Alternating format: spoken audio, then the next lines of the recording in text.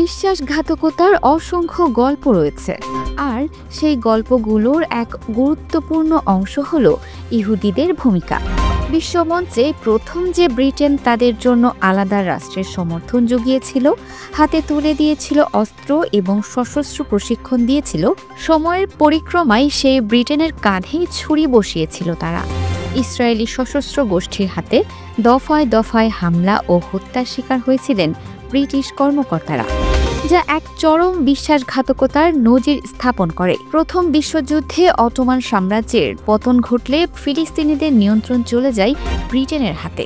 তখন থেকেই ব্রিটেন ফিলিস্তিনে এক জুইশ ন্যাশনাল হোম অর্থাৎ ইহুদিদের জন্য আলাদা রাষ্ট্র প্রতিষ্ঠার পক্ষে সমর্থন দেওয়া শুরু করে।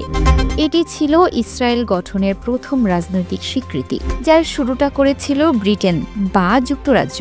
লিগ অফ নেশনস এর ম্যান্ডেট অনুযায়ী ফিলিস্তিনের নিয়ন্ত্রণ নেওয়ার পর ব্রিটিশ সরকার ইহুদিদের অভিবাসনে সহায়তা করতে থাকে, কিন্তু আরব বিদ্রোহ ও বিরোধিতার কারণে সময়ের সঙ্গে সঙ্গে ব্রিটিশ সরকার তাদের নীতি কঠোর করতে বাধ্য হয়।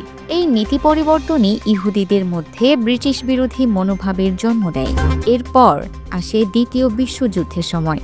ব্রিটিশ সাম্রাজ্যের পতাকা তলে ইহুদিরা নাৎসি জার্মানির বিরুদ্ধে অস্ত্র ধরেছিল। ব্রিটিশ সেনাবাহিনীতে যোগ দিয়ে জুইশ ব্রিগেড নামের একটি বিশেষ ইউনিট গড়ে তোলে তারা, এবং হিটলারের বাহিনীর বিরুদ্ধে প্রাণপাত লড়াই চালিয়েছিল। এই সময়ে ব্রিটেন ও ইহুদিদের মধ্যে এক ধরনের ঐক্য দেখা যায়, যা ইউরোপের নাৎসিবাদের বিরুদ্ধে লড়াইয়ে গুরুত্বপূর্ণ ভূমিকা রাখে। কিন্তু যুদ্ধ শেষ হতেই দৃশ্যপট সম্পূর্ণ পাল্টে যায়।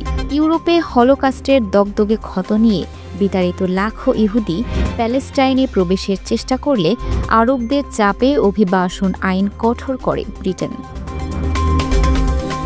এর জেরে মুহূর্তেই ফুঁসে ওঠে ইহুদি তরুণরা। জন্ম নেয় তিনটি ইহুদি সশস্ত্র সংগঠন, হাগানা, ইরগুদ এবং লিহি।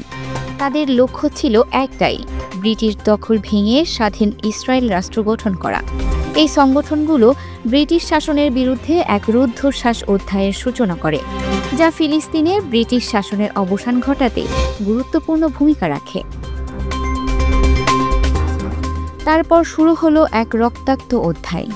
ইরগুনের গোপন অভিযান, লেহির হত্যাযজ্ঞ এবং হাগানার কৌশলী গেরিলা হামলায় ব্রিটিশ শাসনযন্ত্র টালমাটাল হয়ে ওঠে। 1946 সালে জেরুজালেমে কিং ডেভিড হোটেলে এক ভয়াবহ বিস্ফোরণে কেঁপে ওঠে পুরো বিশ্ব।